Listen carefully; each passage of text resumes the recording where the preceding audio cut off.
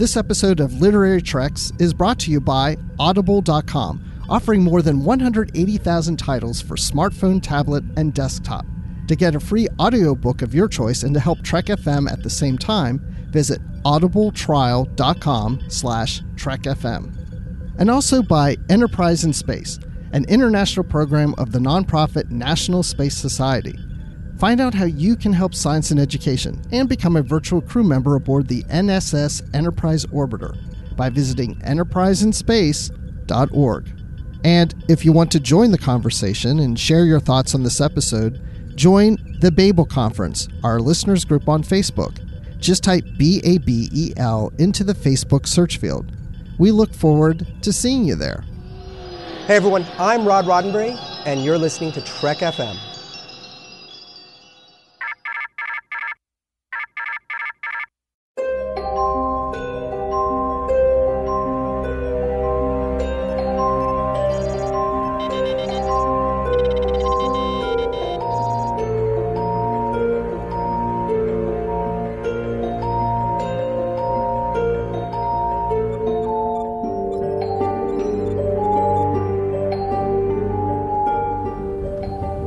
Are you taking all these books? I thought I'd take some light reading, in case I got bored. Welcome, you. Yes, you. You are listening to Literary Treks here on the Trek.fm network. We are the official Star Trek books and comics podcast of this network. And this is episode number 304.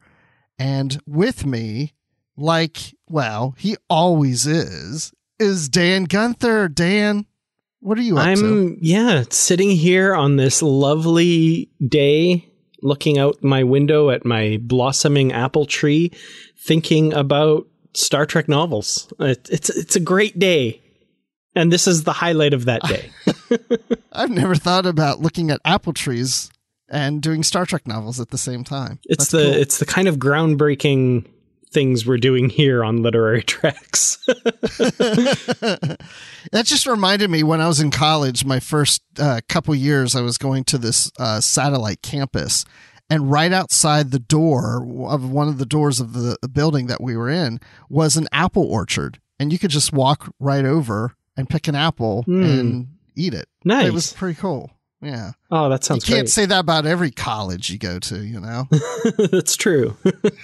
I wonder if they put that in the brochure, if that's a big draw. They should. It's unfortunate they moved the campus then, so there's no more apple trees for them. Oh, well. Enrollment drops off precipitously. Yes. So, well, in today's show in the feature, we are going to do book 2 of the Voyager String Theory series. It's called Fusion, and it is by Kirsten Beyer. And I'm looking forward to reading. Well, I've already read it. I guess I'm looking forward to talking about it because Kirsten, this was her first novel. Very cool. And I've read all of her Star Trek full-length novels, except this one until now. Like you said, I have now read this novel. So yeah, it's nice to see where she got her start in Star Trek. There is a short story in the Voyager omnibus that celebrated their anniversary a few years ago that I still haven't read that one yet. But yeah, it's nice to have completed all of her Star Trek novels, except for, of course, the one that's coming this fall, which I can't wait for. Oh, I know. I'm so excited. It'll be her last, more than likely her last post-Voyager novel as far as we know. So, oh well. But speaking of, we had a poll on our Goodreads group. Yes, we have a Goodreads group for Literary Treks. If you are a member of this group, you had a chance to participate in this poll, and it asked you, which is your favorite post-series novel? Are your favorite novels the post-TNG novels that take place after Nemesis? Are they the post-DS9 novels, post-Voyager, or post-Enterprise? And we have the votes in at 39.4%. Post-TNG novels was number 1. And tied for second are post-DS9 and post-Voyager with 27.3%. And then post-Enterprise in last place with a 6.1%. Mm-hmm. So yeah, definitely post TNG, which I'll tell you, I voted I voted for post-Voyager. I voted as well, and I voted for post-DS9, and it was a tough choice. DS9 edged it out because they were the kind of trailblazers for me for the whole post-series stuff, but yeah, honestly, it was tough between that, the post-TNG, and the post-Voyager ones as well. And I love the post-Enterprise ones as well. Like, that makes me sad that it only got 6.1%, but that's too bad. Well, I think maybe one reason Enterprise didn't get as many is because there aren't that many post-Enterprise novels compared to the others. It's true. Maybe that has something to do with it. Those Rise of the Federation novels, though, are excellent. The Romulan War one's not as much, in my opinion, so that pulled it down a little bit for me.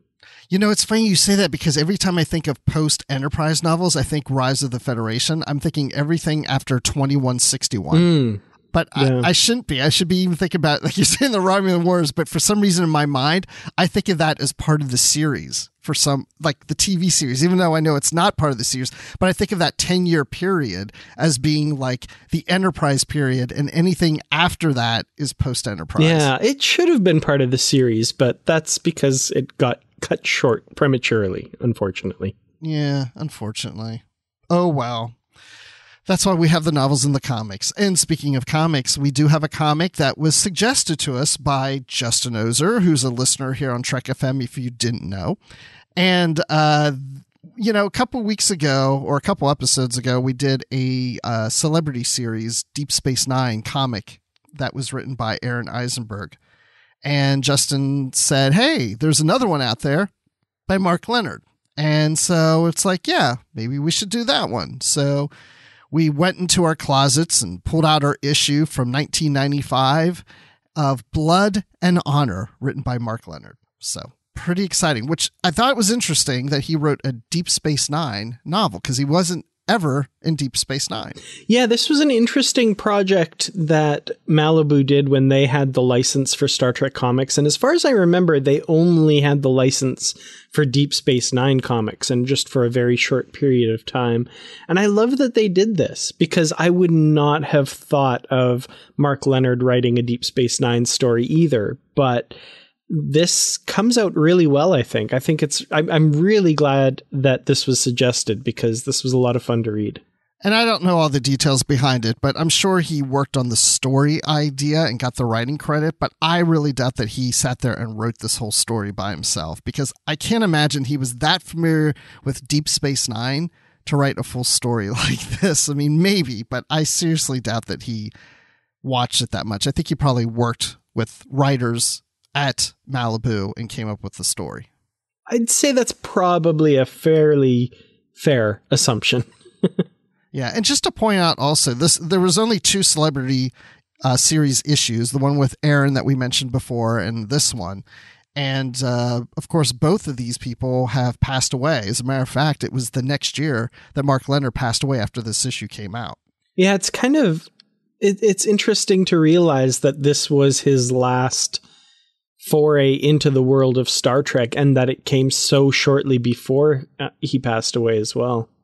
Wow, I hadn't even thought about that. That's his last foray in Star Trek. So let's go into this here. And it starts off with a runabout coming back from the Gamma Quadrant through the wormhole. And we have Dax, Bashir, and an ensign on the ship. And they're bringing back this artifact that has these mysterious energies and things coming from it. We're not sure what's going on, but it's really fascinating to them, and they want to bring it back to the space station. But then all of a sudden they get a call from Commander Sisko. He's not a captain yet, because this is probably second season, I think. Season 3, I would say, based on the comm badge and Odo's uniform. Oh, that's right, the comm badge. Yeah, that's the giveaway there too. So they're like, we have a medical emergency. So Bashir is beamed over, and there is a lieutenant, Starfleet lieutenant, that has blood coming out of her nose, and her uniform is ripped up. And then all of a sudden, there's this Romulan that walks up and says, we most certainly need your help with this in this unfortunate accident. And of course they're like, okay, who's this guy? And his name is Janek, and he's an envoy of the Romulan government, and he's there to represent his people in the interest to the High Council of Bajor. And the reason he's there is because what happened is that as they board Deep Space Nine, something happened at the loading dock where some kind of explosion or energy just exploded, I guess you could say, to this lieutenant, and that's why she's in medical need. I want to take this moment to really praise the artwork of this comic, because this Romulan ambassador is someone we've never seen before. This is a new character, but you can immediately tell that it's Mark Lenard. Like this would be a character played by Mark Lenard if this were a televised, which, I mean, I know the fact that he wrote this is a big giveaway that, you know, already has your mind kind of thinking in those terms, but they did a really good job of bringing out his likeness here. Yeah, because when I saw him and they said he was a Romulan, I was like, oh, is this... Because he looks older. He's got gray, you know, and it's like, oh, I thought, is this the Romulan commander we saw in Balance of Terror? I was like, well, wait, no, that can't be because he passed away. But yeah, it looks a lot like Mark Lenard. So, and he's a Romulan. So I was very interested where this was going. Well, we come to find out that... of course, he used to be old friends with Dax, Curzon Dax, because everybody who's old has been friends with Dax at some point in their lives. So, then he's talking to this ensign as Dax and this ensign have boarded the station from the runabout and seems to know who she is. By the way, her name is Jamie. We find that out. So, okay, he knows Jamie. But then he goes and he meets with the Bajoran Council, and they're complaining that, you know, the Romulans have worked with the Cardassians, and he says, well, you know, we work with anyone that we have business with that shares our interests, whether it's Cardassians, the Bajorans, or the Federation. And then we're back on the station with this artifact, and we have this ensign and Bashir and Dax working on it. And then we have this Romulan that comes in and who was accompanying the ambassador, and he's like, oh, I'm ill, I don't feel well. And so Bashir puts him in sickbay and scans him, and he's having an allergic reaction to the Gok. You know, he's eating the Klingon Gok food, which is unusual for a Romulan. Yeah, I liked how this came out later that, you know, because they don't call it out here, but I immediately thought, like, that's weird that that a Romulan was eating Klingon food. Like, you know, that's why he's in the infirmary. But later on, Sisko calls it out. He says, that's not behavior characteristic of a Romulan. And I like that was kind of an initial clue as to what his original purpose there was. Which does come into play a little later here. But then we go and we see this ambassador and Sisko having a chat. They're sitting down, just, you know, chit-chatting about stuff. And then this ambassador's like, oh, you remind me of one of Starfleet's greatest military commanders, James T. Kirk. And Sisko's like, oh, come on. No. Sisko's like, well, yeah, it was required reading about Kirk at the Academy, but there are vast differences between us. And so there's little hints of this guy, like, I recognize this ensign. Oh, and then, you know, he's talking about, you know, Kirk. He's talking how he's a diplomat, but yet his father was a military commander. And I'm like, is this the son from the commander in Balance of Terror? Yeah, and I think initially, like very early on, we knew there had to be some kind of connection. I like this connection. I like that, you know, he has this tie to the first character that Mark Lenard played in Star Trek. You know, it's kind of this nice connection. Then, of course, this ensign we'll learn has a connection as well. Yes, she does. So anyway, Janek is back in his quarters or something, and that Romulan that was sick in sickbay comes back, and he's like, oh, I'm back. And he's like, enter my aid and report. And he's like, yeah, when I was in sickbay, yeah, there's this weird object, and I think it's a new life form. And the ambassador like, that's interesting. And he's like, who's studying it? And his officer says it was Dax and Bashir and Ensign Jamie Samantha. And the ambassador ends it with Kirk. Yes, Ensign Jamie Samantha Kirk. Obviously, she's related to James T. Kirk, right, Dan? Absolutely, for sure. I like that this is something that different writers over the years have played with. And, it's a little bit like, oh gosh, there are descendants of Kirk, and it's always a big reveal. I think the Star Trek Prometheus novels, for example, I was actually, just while we were going through this comic, searching through Memory Beta to see, and it was Lieutenant Commander Jenna Winona Kirk. So we can't quite make them the same person, unfortunately. But maybe they're sisters. Could be, yeah. Maybe there's more Kirks. Maybe there's a whole ship of Kirks out there that we don't even know about. I just want to know how these Kirks even started. Like, who was James T. Kirk, with that had a kid and all that, Well, I know that for the Prometheus character, she's a descendant of Kirk's nephew, Peter Kirk. Oh, that's right, yeah. So in this case, I think they just say that James Kirk is an ancestor. So they don't really say how. So I'm assuming, because the only son that we know of, the only offspring we know of, was David Marcus, who was killed presumably before he had any children of his own as well, because we never hear about that or see that. So I'm thinking it's, Kirk's nephew. That's probably, he was very prolific, I guess. Yeah. Or we just haven't read anything yet that Kirk has had many children throughout the galaxy. It could be. I mean, there could be a long lost wife. I mean, Antonia was introduced in the very last appearance of Kirk. So, Spock got a sister after 50 years. So, Kirk could have had another wife that we just never knew about. Yeah, you never know. It's an odd galaxy out there for sure. So, okay, so let's go forward. And then we have the ambassador in his quarters, and Odo was there as like this vase. Then he slithers away and goes to see Quark, and he's like, Quark, what are you up to? And Quark's like, I'm not doing anything. And he's like, you're working to get this artifact with the Romulans. He's like, no, I found out from the Bajorans. Bajorans are interested in this artifact. What? Yes. And then all of a sudden, there's a red alert going on. There's a security breach going on, and Odo shows up to Sickbay, to the infirmary, and there is a dead officer outside of there, and they think, oh, the killer is inside. And we do see somebody getting, electrocuted, and for lack of a better word, from this artifact, but then gets away, and they don't know who this killer is, but someone is interested in this artifact, and we think it is someone of Bajor, because then we also find one of the Romulans killed in his quarters. Yeah, and this part of the story to me follows a fairly straightforward, whodunit, who's the real, what's going on kind of thing. Nothing really outstanding here other than like these characters. The characters I'm enjoying. The story itself is kind of familiar, let's say.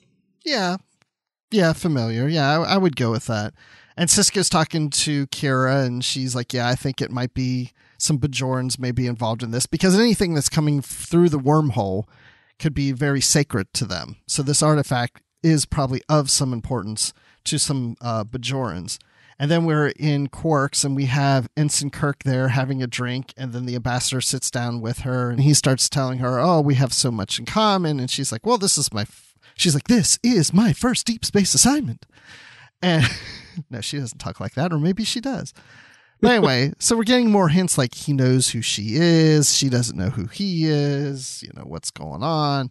But anyway, they go with the artifact. It's Bashir, Dax, and Ensign Kirk. They get on another runabout, and they're going to examine the artifact, but there's these Bajorans that are hidden inside, and they take over the runabout, take them to Bajor, and then Sisko and crew decide they have to go and save them. They take the ambassador with them, and they find that the artifact is with these Bajoran religious people, and it's very much Raiders of the Lost Ark at the end. She's praying over it, and they're like, avert your eyes and don't look, and then the artifact kind of takes them over, and then boom, she's dead. The Bajoran. So, yeah, okay, this whole ending, it's revealed that what is inside the artifact is Aelborn. And if you don't know that name, he's the Organian from Errand of Mercy, the one that like is kind of the leader and creates the peace, the ceasefire between the Federation and the Klingons in that episode. I don't know. This was like a last minute, like last 2-page edition. And I'm going like, that's pretty big. Like, that's weird that that's just the very tail end of this story. Yeah. Well, first of all, I'm not even sure if he killed the Bajoran or not. I mean, that's never really specified for sure. But then I was like, but why would he? Or knock her out or whatever. Like, I don't understand. Why was he just like hiding in this artifact and then just decides to reveal himself at this moment? Yeah. And then just like, okay, that's all I had to do.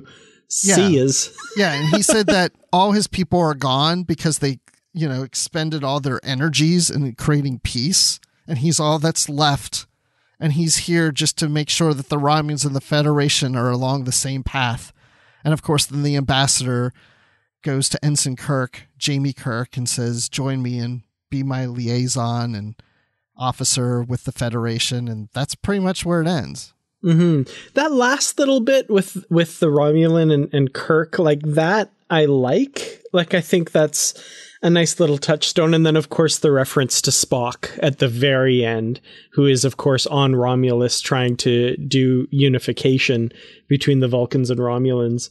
When the ambassador says, an old family friend awaiting you is glad you joined our cause. Like, yes, I like that. I would have liked more of that kind of spread through the story rather than this weird, like, who's trying to steal the artifact? And then in the end, like, it doesn't matter. Like, it could have been a group of Bajorans on that at the end. It could have been a group of anybody. Like, she gets tossed aside because it does not matter.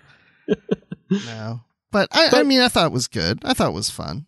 Yeah, but I did enjoy it as well, I should say. I did enjoy the story. It was fun to see, this brainchild of Mark Lenard and his story here. It was fun. It was interesting. I like this character. It's a character that I kind of wish we saw at some point. Yeah. But yeah, it was not bad. Agreed. So let's go on to our listener feedback on Facebook. And our first comment comes from Justin Ozer, who says he's excited that we'll be covering the Mark Lenard written comic Blood and Honor on the next episode. Well, there you go, Justin. Happy birthday. Even though I know it's not your birthday, but it's kind of right now. So it's an early birthday present, or maybe a late one, depending when your birthday was. I don't remember. And then, Justin, you said you also mentioned... Took us on a journey there, Bruce. And then Justin says you also mentioned the animated series logbooks that Alan Dean Foster wrote. Would love to see those covered, as I love TAS, and I've been interested in reading those for a long time. Dan, I have to say, I don't know when, but I think at some point we should dedicate an episode, a feature just to those books. I'm not saying we have to read them all because that would take way too long, but just like how those books became in development, the history of them, and blah, blah, blah. I'm behind that idea. I like that. I think that would be an interesting topic for sure. Yeah. And then Justice's later comment, he says, great discussion on the first string theory novel. Like you, I really like the Monorhans. I thought how they were described, their history, culture, and society were fascinating. However, I did have some issues with the novel. The Voyager characters often felt out of character to me. Even before some of them started acting differently, I thought they were written as too hostile and excitable. I was also often confused about what was going on and why something was happening the way it was. I know this is part of a trilogy, but the lack of clarity for me on plot points was very distracting. I think this is one of the few times my rating will be lower than yours. I gave this novel 5 out of 10 bag-shaped areas of space that can be difficult to visualize, but that our intrepid Voyager crew was always going to find their way out of. I agree. I will say this. I have read other comments about this novel where people have said the characterizations were a little off. And I don't remember if we said this on the show, but I don't know if you told me this, Dan, before the show or during the show or whatever, but something about Jeffrey Lang was not that familiar with Voyager when he wrote this book. Or maybe I read that somewhere, that he wasn't like a big watcher of the series at this point. That may be, and it's interesting, this comment from Justin, because I'm finding a lot of agreement in myself with it, especially after having read the subject of this week's feature, book 2 by Kirsten Beyer, who I think has a really great handle on the characters, and I think that to me kind of magnified the out of character bits in the last book for me that I hadn't really noticed as much when I read it last week, or 2 weeks ago. So yeah, I definitely think there are some issues there. And for me in particular, I remember thinking the Doctor really didn't come across as the Doctor, especially again, reading this week's novel, which we'll get to in the feature. I felt the characters were really on point. It's funny because I remember reading the book and it was B'Elanna for me. In the beginning of the book, she seemed a little more hostile than usual. But then earlier this week, I was watching The Caretaker, of course, the pilot episode of Voyager, and I was like, well, actually, she's reminded me a lot of this episode, like, because she's a little more hostile than usual, too. She has her moments. That's the way I look at it. B'Elanna Torres, she has her moments. I think that's just the good tagline for the character. Yep. Well, Peter A. Kerstetter says, I just finished this book and I've downloaded book 2, but haven't started it yet. I'm excited that this is the first literary Treks I can listen to. Well, that's awesome. I love when our listeners are in sync, and I'm loving that there's an episode that you'll be able to kind of listen to our thoughts and hear about what we think at the same time that you've just read the novel. So that's cool. That's always the best way, I think, to listen to these podcasts. Yes, I agree. Patrick Carlin says, with the reference to Generations, the stardate of Caretaker was 48315, while Generations was 48632. So, that being said, Caretaker takes place before Generations. It does. Yeah, and there's a significant reference to the events, of course, of Generations in that novel that the Voyager crew technically should not have known anything about. So that was a really good catch. I hadn't caught that. Yeah, about trilithium, but who knows? You know, maybe we knew about trilithium before both of these episodes and movies or whatever. Yeah, but in the novel, they do say Dr. Soren destroyed the Viridian, or destroyed the star, the Amargosa star with trilithium, and that's how they know. That's so true. Yep. So Generations got their star date wrong. That must be it. Yeah. Which is funny because I never even really thought about it. I always assumed also that Generations took place before Voyager because the movie came out before the series. I thought so too, yeah. But that's interesting, the star dates there. It has to do with the relativistic effects of warp speed travel and the effect on local daylight savings time in various parts of the Federation. So, yeah. I was going to say that, but you took my thunder. Sorry about that. Well, Gail Stolz says, so I liked this novel pretty much, which surprised me a bit, as when this series first came out in 2005, I wasn't that interested. Oh, well. Again, that's another thing that I love about doing these novels on the podcast is we get to revisit some of these that, you know, maybe we wouldn't look at if it weren't for, you know, having to do them for the podcast and, you know, having other people talk about it. It's kind of created this neat community, and we can go back and look at these older books that we might not necessarily pay attention to anymore. Yeah, I mean, my goal has always been to read all the books. I don't know if that's ever going to happen, but yeah, I didn't read these when they came out. And thankfully, because we do this show, it gets me to read more books that I haven't read. It keeps me more disciplined, keeping the pace going. So I really appreciate that on being on the show. So thank you to all of you who put me here. I'm just kidding. So that being said, let's go into the feature and review that second book in the String Theory series. Okay, so we're going to start this feature out by saying that we're probably going to be jumping into spoilers very, very early, if not here at the beginning, because when we do a trilogy of books like this, usually book 2 starts off with spoilers from book 1.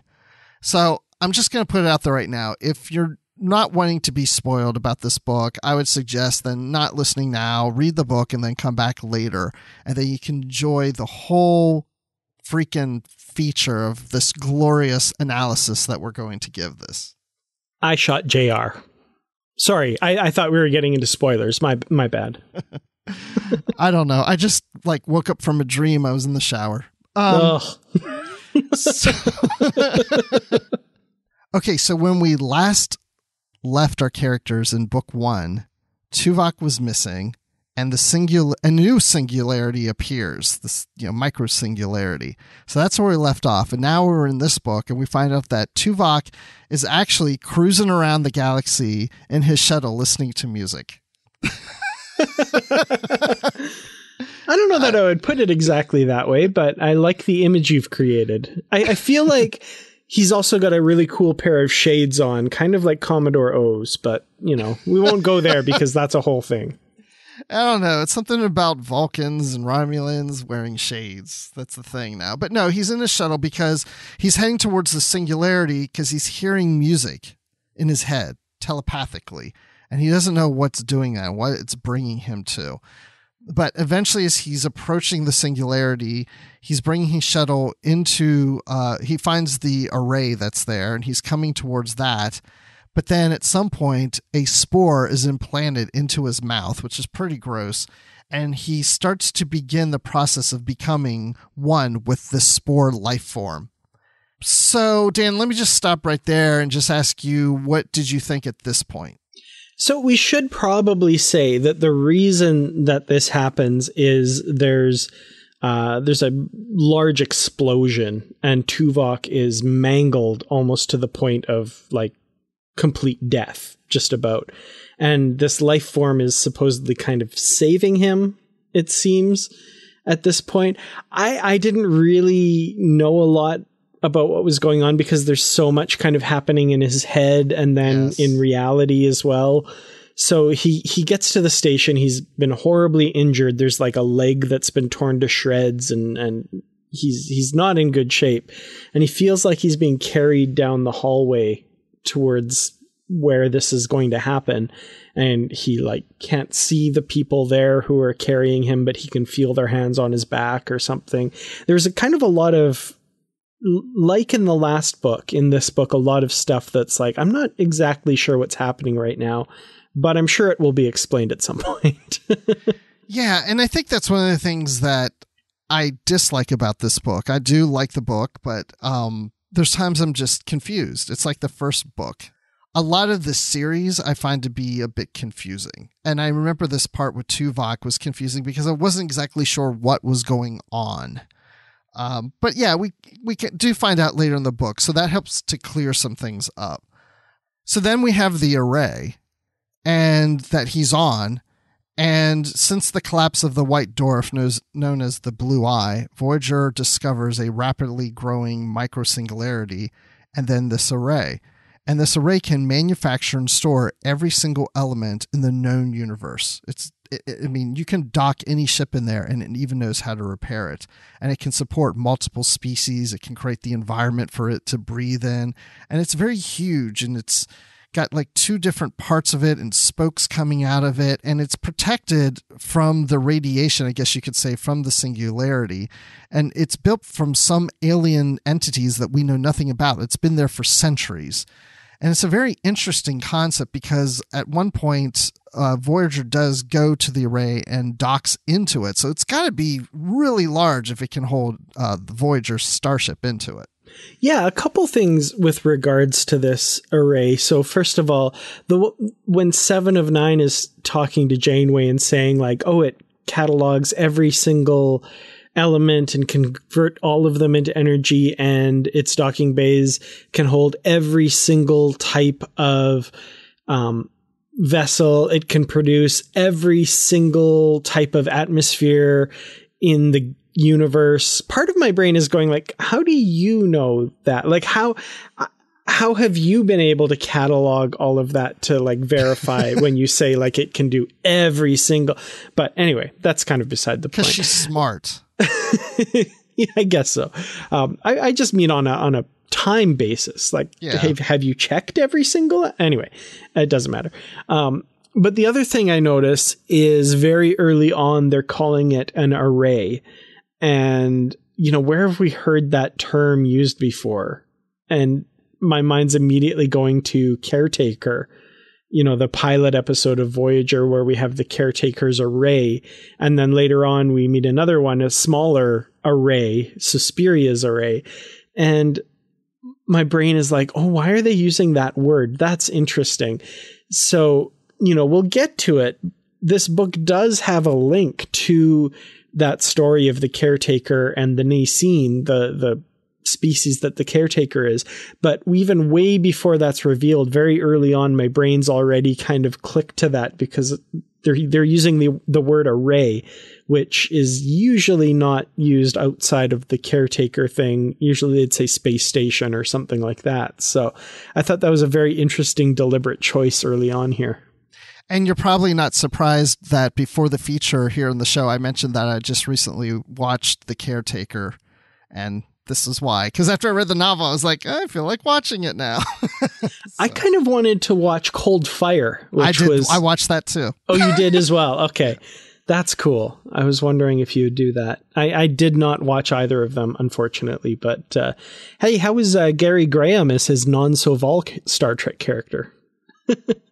I know. That kind of threw me for a second. It was weird.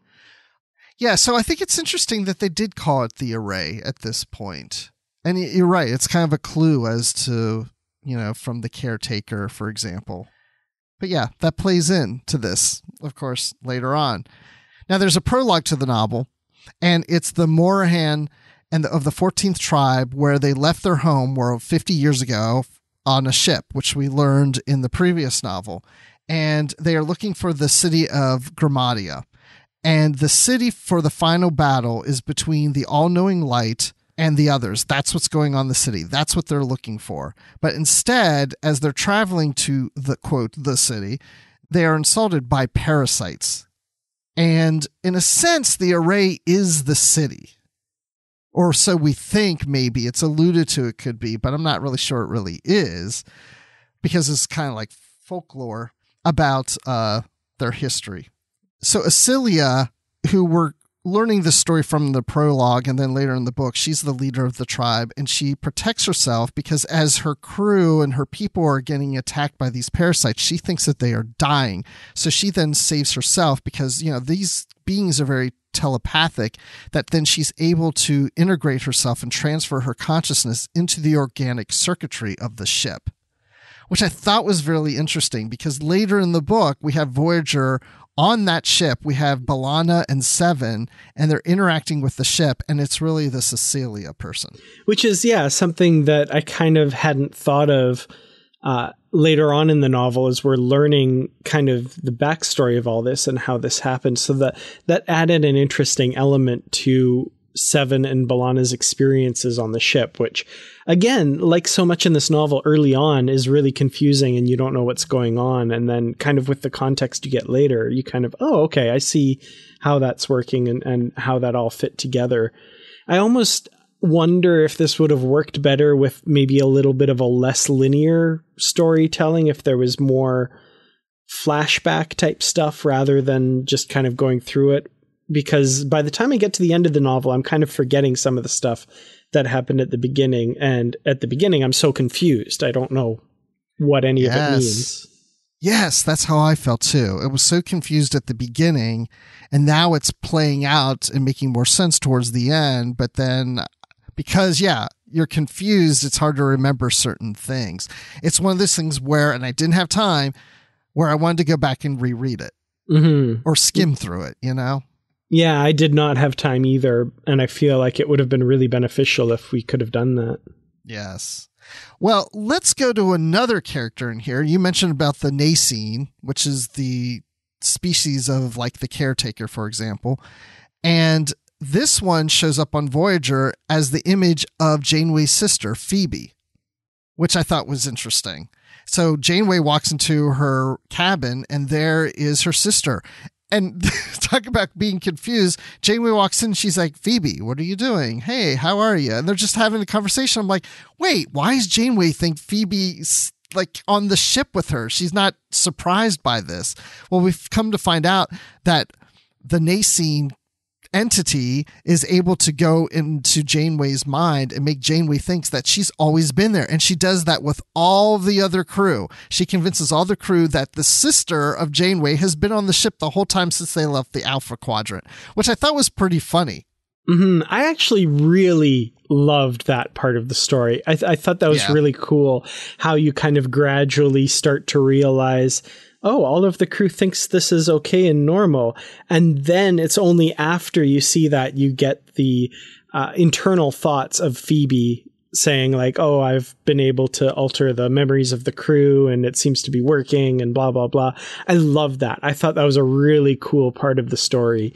How, you know, it makes you question, like, what are the things that we believe are normal and have always happened? Like, you know, like what if something that you take for granted in your day-to-day life actually was not there for 10 years and something just came along and altered your memory and made you think it was and accept it as normal? It's like, oh, that's kind of chilling. I really liked that. Yeah. I was just trying to think, wouldn't it be interesting to play something like that in a series? Maybe not the whole series, but you go through several episodes and then find out that the news character that's been on the ship for several episodes was never there. I just realized they did that in an episode of Rick and Morty. Oh, really? That's cool. It's really good. It's, yeah. To the point where in that particular episode, if I'm remembering correctly, they altered the opening credits to like have these characters in the opening credits, like just in the background with them. That's cool. It was really good. That's really cool. And yeah, those guys are going to do Lower Decks. That makes me really excited. Yeah. Mike McMahon. Maybe we'll get something like that in Lower Decks. That would be cool. Well, and then what I like about this is the whole crew is talking to Phoebe like she's always been there. She's always been part of the crew. And then, of course, we get into Sickbay, and the doctor's like, who is this woman? Because, you know, she can't tap into his memory and alter it. He's a hologram. And everyone's like, it's Phoebe. What's wrong with you, doctor? You know, He has no idea who she is. Well, I love also that, like, even before that happens, Naomi sees her and just starts screaming because she's unable to alter Naomi's mind for a very cool reason. And Naomi just sees her as this like tentacly Nasine thing, like we saw Suspiria in Cold Fire. Yeah, she doesn't see her as Phoebe. Yeah, because she can't influence Naomi's mind the same way she does the rest of the crew. And I'm just like, I'm giddy for how cool the reason that is. Now, so Naomi is half human and half what? Katarian. So I thought it was because she was Katarian that she can't say, but that's not necessarily the case. No, and I would ask everyone to cast their minds back to an episode of Voyager called Deadlock, which is actually a really good episode written by Brown and Braga. And Voyager encounters a spatial scission, I think it's called. And basically Voyager keeps taking on damage and getting damaged, and they have to evacuate the bridge and all this stuff. And then we flash to like another version of Voyager where everything is fine. And basically what happens is everyone on that Voyager that's fine, they end up all sacrificing themselves. But on the damaged Voyager, Naomi Wildman and Harry Kim both died. So before the other Voyager sacrifices themselves, they send Harry Kim and Naomi, who's a newborn, she's born in that episode. They send them through this fracture to that Voyager. So Harry Kim and Naomi Wildman aren't really from our reality. They're from this alternate Voyager that was created there. So they don't resonate on the same phase frequency or something like that. I thought it was very clever. Yeah, I loved it. I loved bringing in that episode and making that a part of the whole narrative here, even to the point where like Janeway brings it up to Harry Kim and like he can't really remember, and he's like, oh yeah, Right. Yeah. I forgot how uncomfortable I felt not being from this reality for a week or so and then got over it. Well, because Janeway starts to figure out after a while that her sister really wasn't there. Like, wait, why am I like, there's strange thoughts in her head. Like, why do I think my sister's been here? There's some doubt and stuff. She starts to put two and two together, and she, talks to the doctor, and then she realizes, okay, I think something has been altering our minds. So she seeks out Harry for that reason. Mm-hmm. And says, Harry, has my sister been on the ship? He's like, no. And that's when it's like, oh, now we know why Harry and Naomi don't see her as Phoebe. I thought that was really good. That was interesting. Yeah, I loved that. And you also mentioned, of course, the doctor. I thought it was cool how, in that instant that Phoebe realizes, oh, the doctor's different. I can't alter his mind. But like in that split second, she deactivates the doctor and then brings up a backup copy from early on to take his place. It's like the early doctor from for the first episode. Mm-hmm. Backup copy. It's please state the nature of the medical emergency, and it's like he's starting all over again. Yeah, and he doesn't know they're in the Delta Quadrant. He doesn't know that half the crew is from the Maquis ship. All these things. There's a half Borg crew member that he's like, well, that's weird. We should get ourselves back to Federation space immediately. And therefore, because he doesn't know all these people, he wouldn't know Phoebe Janeway. So she can't be called out as somebody who's not supposed to be there. So yeah, really good. I love that part of the storyline. Okay, so now let's go back to Tuvok. As we last mentioned, he's on the array.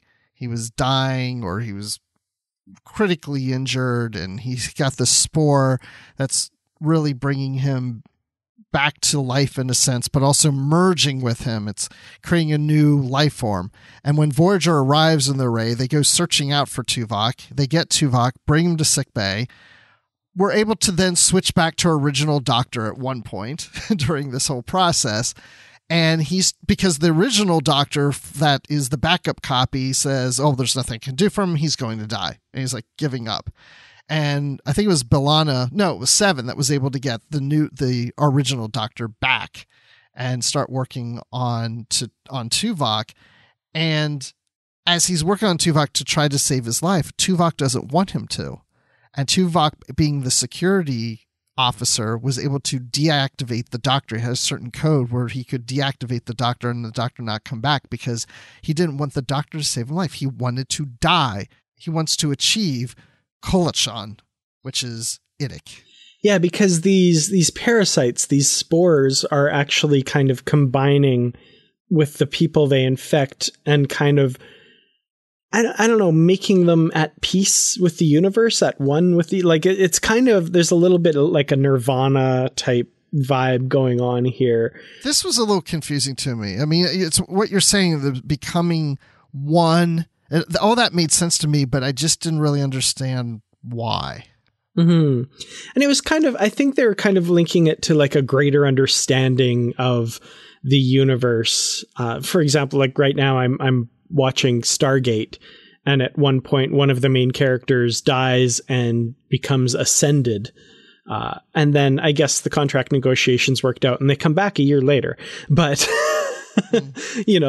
it's kind of like a higher form of life or something like that. It kind of made me think of like Wesley becoming a traveler, or Kes doing what she did in her episode. It felt like a next step kind of thing that Tuvok was very much attracted to, because it gave him greater understanding of logic and emotion and all that stuff. Well, earlier there was a telepathic link with Vorik, who was in Sickbay, and and Vorik's able to explain that Tuvok's body is dying, but his Katra will live and it will survive, and he's going to achieve all these answers in the universe as his logic. And then Tuvok later is able to talk, and he expresses that same desire, that this is what he's always looked to try to achieve. And now he's going to get that. So there's a conversation he later has with Captain Janeway, and he's basically pleading with her, just allow this to happen. I want this to happen. And she understood, and she let him go. And she said, that this is what you want. I understand this is what you've always wanted, and now you can achieve it. And she said goodbye to Tuvok, as if we were never going to see him again. Yeah, I found Tuvok's whole thing in this story to be kind of heartbreaking because, like, obviously this is what he wants, and we know he's not going to achieve it because he goes on in the rest of Voyager, and we see that play out in this novel.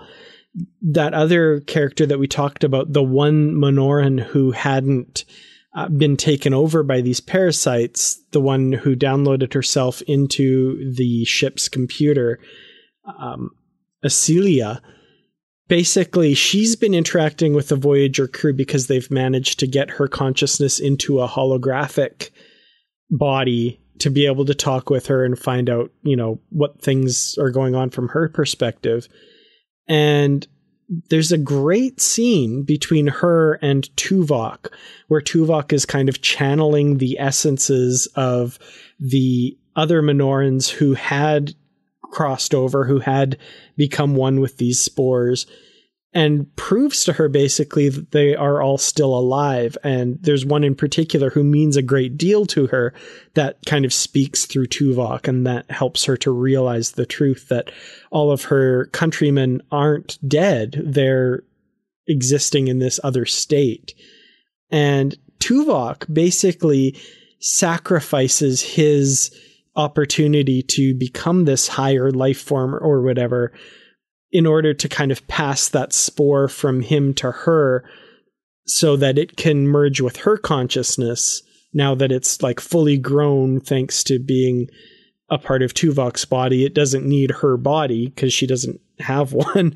It just uses her consciousness and they become this blended life form. And Tuvok doesn't get to do this thing that he was yearning to do. And I'm kind of really hoping there's more fallout from this in the next book because, it seems heartbreaking. And I know with Tuvok, he'll never let it show. So maybe there won't be fallout that we see from this. But, I wish there was a little bit more exploration of what that meant to him and what that meant to give that up, because I was just like, wow, that's amazing. I can't believe he sacrificed that opportunity in order to allow her to join her people. That was brilliant. That whole journey of Tuvok in this book was interesting to me, but this was the ultimate play for that journey because it was like he's trying to achieve this ultimate knowledge that he can get from being merged with the spore being. And of course, we all know he's not going to die. It's not going to happen because we get Tuvok later in the series and such. But then given that sacrifice, like you're saying, was really interesting to me. And just the fact that she thought all her people were dead and they're there on the array. They're just in that same situation that Tuvok's in. And this has been going on for 50 years where she's trying to put a distress signal out to people to not come to the array, that it's dangerous. And of course, that message wasn't getting through correctly. And that's why Voyager got to the array. They didn't get that message, the full message to know not to board. But, she thought that, they've all been killed. So at the same time, she's finding her people alive, and now she gets to merge with them through the same process of being merged with the spore. And Tuvok gives that to her. I thought that was a brilliant scene. Yeah, it was really beautiful. Like, and again, it's so Tuvok that, it's understated. There's an episode of Voyager called Muse where it's this playwright on this planet is telling the story of the Voyager Eternals. And I feel like he has the best description of Tuvok. And he basically, the actor can't get their head around trying to act emotionless, and he's like, "Are you crying?" He's like, "Vulcans do not cry." He said, "I don't understand this character." And he says, Tuvok is someone who will have this placid look on his face, but inside his heart is breaking, but he can never let that show because that is what it means to be Vulcan. And I'm like, oh my gosh, that is perfect. Yes. And like, I feel like even though this is a novel, it's non-canon, this never actually happened according to canon, like looking at Tuvok and knowing that he's capable of this self-sacrifice and still maintain that stoic face. I'm just like, what a great character. No, I'm with you on that. I think that storyline and the Phoebe storyline are some of the best ones in here. So then we find out the true nature of the key of Grammadia, and the life forms aboard the array are now revealed to us. Janeway opens a doorway. Monorhans enter that doorway, and it's leading them to Exosia. Now, this is interesting because this is also leading us as the readers into book 3. Mm-hmm. But this is almost like that key to Grammadia is really taking them to where their destination really was for the Monorhans.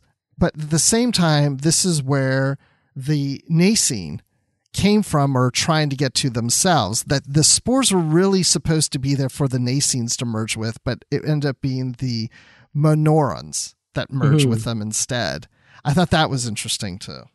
Yeah, and this is kind of the part where I'm a little unclear about. So the Nasine were waiting for others to come so that they could join with the spores and go into Exosia, but the Monorhans kind of beat them to it, I guess. So they're kind of just That's stuck how there. I took it. Yeah. Yeah.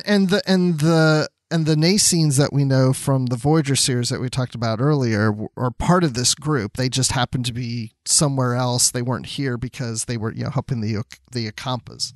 Right. And so Phoebe, who is one of these Nasine, did want Janeway to open the doorway, just not at this time. Yes, because Janeway's the only one who can open the doorway because the key was basically passed to her. She's the only one, and when she grabs hold of it, her hands stick to it like it's a magnet. And the key is made up of like hundreds of dead Nasine, basically. Yeah. So there's a lot going on. Like there's a lot of really strange plot things that are kind of hard to get my head around.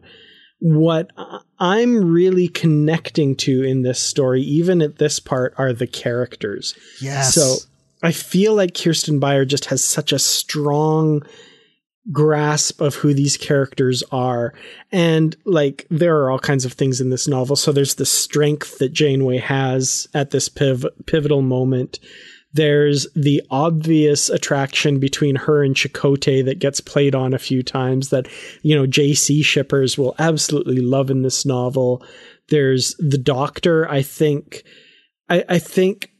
portraying the Doctor as he is now versus how he was when he was first activated is kind of a fine line. And it requires somebody who knows these characters really well to be able to do that well.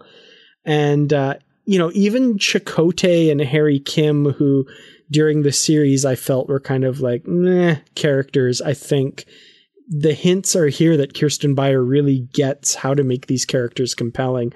And so even though I'm reading this part and maybe getting a little lost on some issues and things like that, and kind of trying to piece together exactly what's happening, I'm still really connecting to the characters throughout all of this.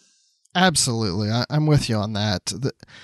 I really do connect with the characters, and I think that's what really sells me when Kirsten Beyer writes Voyager novels, is she does so well with the characters, even to the point, like you're saying, that characters that you thought were okay in the series are even better in her novels. She just really nails it. I think that's her biggest strength for sure. Absolutely. I really enjoy that.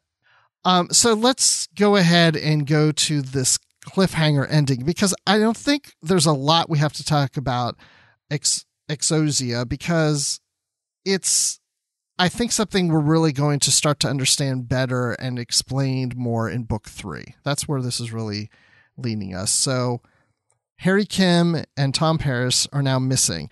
And I was going to mention this earlier in the feature, but I decided to wait till now, because what we found out in the array is there's this transporter type system where it can transport you anywhere there on the array and maybe even beyond. And it beams you to your destination based on what you're thinking. And they thought this may be an opportunity for them to get back to the Alpha Quadrant. They can use the array and think about home. Almost sounds very Wizard of Oz, just click your heels a few times and there's no place like home.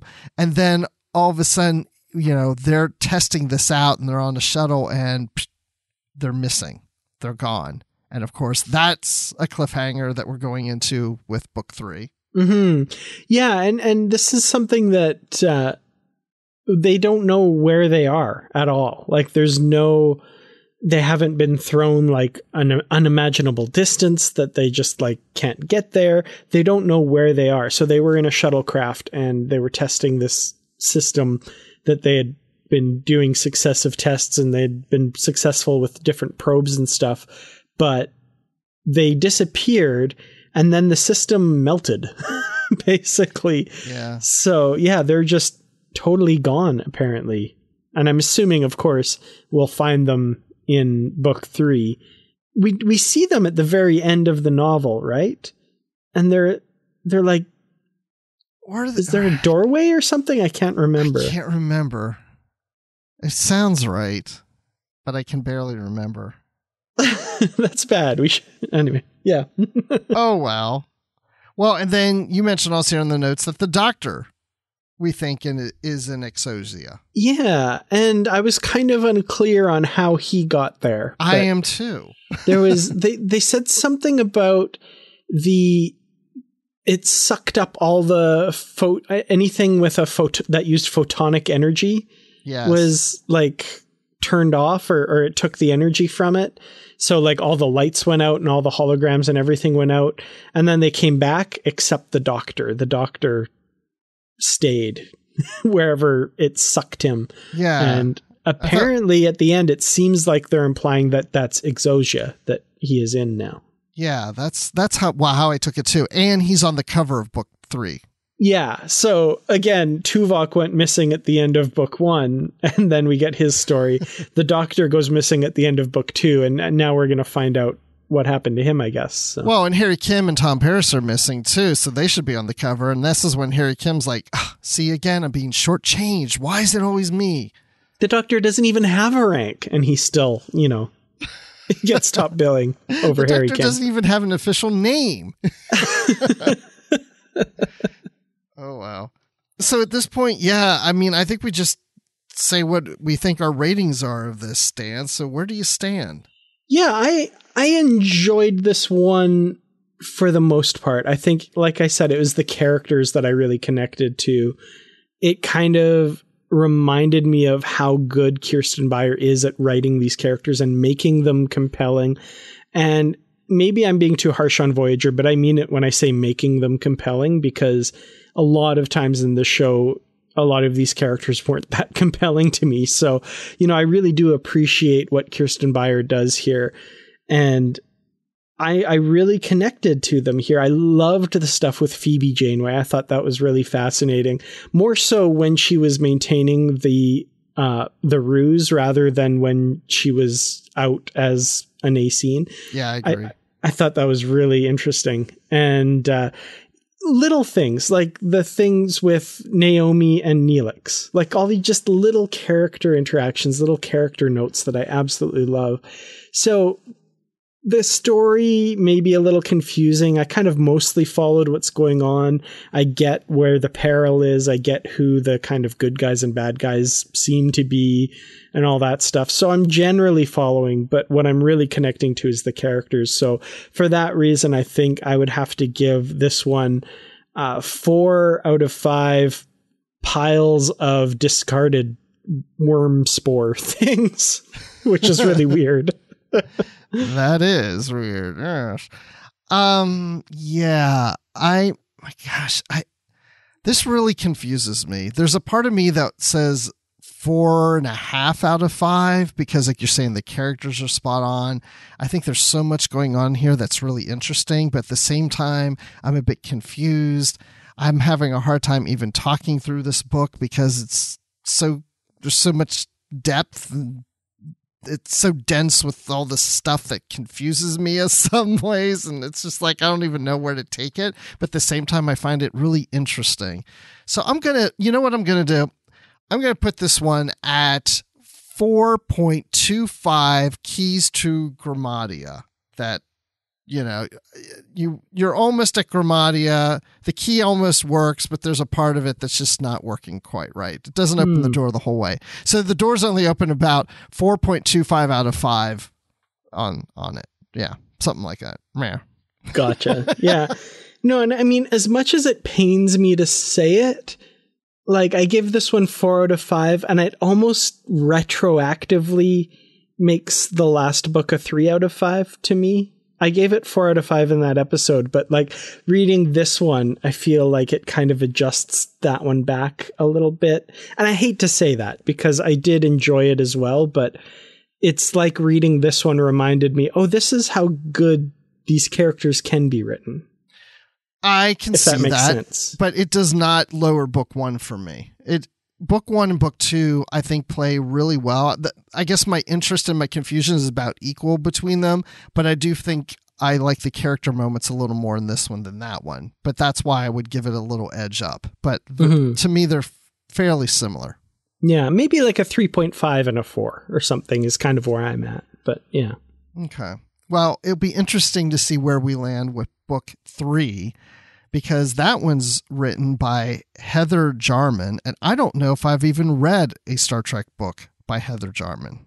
I know I've read one of the Mission Gamma novels, I think, from the Deep Space Nine relaunch. Oh, you're right. Yeah, I'm looking here. She wrote This Gray Spirit, so I have read that one. Right, that was the one, and had to mostly do with Shar and the Andorians, I believe.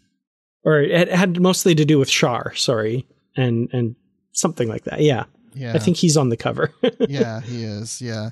And she's written some other things. Let's see here. Worlds of Star Trek Deep Space Nine, Volume 1 about Andor, which I've never read. That's where I'm getting confused then. Okay, because that one was all about Andor. Yeah. Well, Shar's also in the book she wrote too. So the Deep Space Nine novel. So both of them. But I haven't read any of those Worlds of Star Trek Deep Space Nine, which is interesting. Never gotten to those. She also wrote one of the stories in Distant Shores of the anthology for Star Trek Voyager. She wrote 2 stories from Starfleet Corps of Engineers. Okay. Which I haven't read most of those. Read the first few or so. And she did a story in Tales from the Captain's Table, the Officers Club, and Tales of the Dominion War, Mere Eyes, with Jeffrey Lang. So...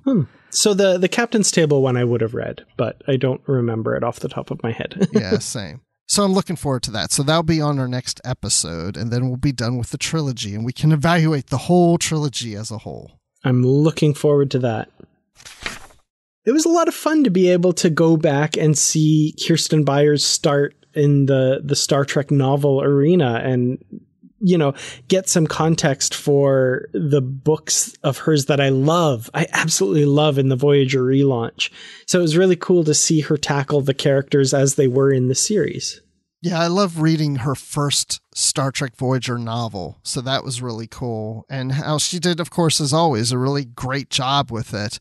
It just made me wonder how much planning the 3 authors did together. You know, who came up with the story idea, you know, the whole string theory thing and these aliens in these dimensions and the array and whatever, all these things that are going on. I just wonder how much of that came from her and how much it came from the other 2 authors. That would be interesting to find out someday. Maybe one of them is listening now and they could just let us know. That'd be interesting. I don't know. We'll see. But it's been fun talking about our favorite authors here today, but this isn't the only thing we've been discussing here on the network. So let's take a quick look at some of the other things you may have missed elsewhere on Trek.fm. Start up the music! Previously on Trek.fm, Earl Grey. I guess what I'm seeing is that we're taking some of these later Borg ideas and kind of retconning them back into the best of both worlds. It's stuff that's not necessarily there. That is exactly what's happening, because I remember Picard saying, like in First Contact, I can hear their voices. Hear them. You know, right, but that's that a is, way further than where we are. So, oh my goodness, what our mind does. Crazy. Literary Treks. And suddenly now there aren't dozens of movies in the Kelvin universe, so it's not such a critical matter for original novels to be set in that universe to come out. When I was writing The Unsettling Stars, which was not the original title, but that's what we're going to call it because that's what it is, I was very much aware of the 2 films that JJ had done, and I purposely wrote a book to do something that would not, in any way that I could think of, conflict with anything in the first 2 films. Primitive Culture, a look at history and culture through Star Trek. the corona epidemic is shocking. I mean, it's we're having some of the most extreme measures being taken in living memory. I mean, since the Second World War in this country, in many respects, the kind of things people are being asked to do, the level of involvement of the government in people's ordinary lives, totally unprecedented, certainly in, our lifetimes, and frankly, in the lifetimes of most people who are alive, in this world at the moment. So there is that kind of sense that just when you think you're done with history, something happens and sort of reminds you that everything's not maybe as stable as it seems. The Edge, a Star Trek Discovery podcast. I don't want them to look like original series Klingons or like Next Generation Klingons or even like Enterprise Klingons. I don't want that. I want them to look just modern. Yeah, you don't need to try to match an aesthetic from 20 to 50 years ago. You really just don't. Don't do that. And that's what else is happening on Trek.fm. Thank you, Tristan, and check out all these episodes and join the conversation about your favorite corner of the Star Trek universe and beyond, and you'll find us wherever you get your podcasts. If you are an Apple user, be sure to hit the subscribe button in Apple Podcasts on iPhone, iPad, or Apple TV, or the desktop iTunes app to get the latest episodes as soon as they're published. And please leave us a star rating and a written review. If you're not an Apple user, though, we've got you covered as well. You can find our shows on Google Play Music, Stitcher, TuneIn, Spreaker, SoundCloud, Windows Phone, YouTube, Spotify, in most third-party apps, and you can stream and download the MP3 file from our website, or grab the RSS link. Or if you'd like to help us keep all our shows coming to you each week, you can become a patron on the network on Patreon. Visit patreon.com/TrekFM. That's patreon.com/TrekFM to get all the details. Perks include early access to episodes, exclusive content, producer credits, and more, available through our special patrons website, Patron Zone. It requires a great deal of money to produce, host, and distribute these shows each month. We really appreciate any support you can give us and hope you'll join the team. Again, you'll find all the details at patreon.com/TrekFM. We would love to hear your thoughts on today's show, and there are many ways for you to do that. The best place to join in the larger conversation is the Babel Conference. That's our listeners group on Facebook. Just type Babel, B-A-B-E-L, into the search field on Facebook, and it should come right up. If you'd like to send us an email, you can use the form on our website at trek.fm/contact. Choose to send to a show and select Literary Treks. That'll come right to us. You can also find the network on Twitter at TrekFM and on Facebook at facebook.com/TrekFM. Find us on our Goodreads group where we have bookshelves with all of our previously covered books as well as the currently reading section so you know what is coming up on future shows. Plus, great conversations happening about the books and comics. Just search for Literary Treks on Goodreads and click Join Group. We'd like to thank Norman C. Loud, Ken Tripp, Greg Rosier, Brandon Shea Mottola, Justin Ozer, Jeffrey Harlan, and Casey Pettit for their support of the Trek FM network and being associate producers for Literary Treks as well. Now, Dan, when you're not beaming around on an array with your mind thinking of where you want to go next, where can people find you? I really don't want to know where an array that can read my thoughts would end up putting me with just the kind of random thoughts that flit through this brain of mine. That's a very dangerous prospect. You can see some of those thoughts, the ones that I choose to share with the world, on Twitter. That's at Kertrats, Kertrats. You can also find me on youtube.com/Kertrats Productions, where I do videos about Star Trek, including live shows with Bruce and Brandy while we're still getting through this whole COVID-19 crisis on Friday nights. Those are a lot of fun. I hope you can join us. And you can also find me and Bruce on Positively Trek. That's our relatively new podcast. That's not on the Trek FM network. It's one we're doing independently, but it's been a lot of fun. We had our first guest a couple of weeks ago, and things are chugging along nicely with that. So, hope you'll join us for that. And Bruce, when you're not cruising around the galaxy in your shuttlecraft, listening to music and wearing some really cool shades, where can we find you? Well, you can find me on Twitter at Admiral_Rex. You can find me here on the network doing Live from the Edge with Brandy when new episodes of Discovery come out, and everywhere else that Dan said, you can find me with him. And of course, you can find me on the Star Wars Report podcast, where I pop up every once in a while talking about that galaxy far, far away. So thanks everyone for joining us. And until next time, live long and read on. What do you call that, light reading? To each his own, number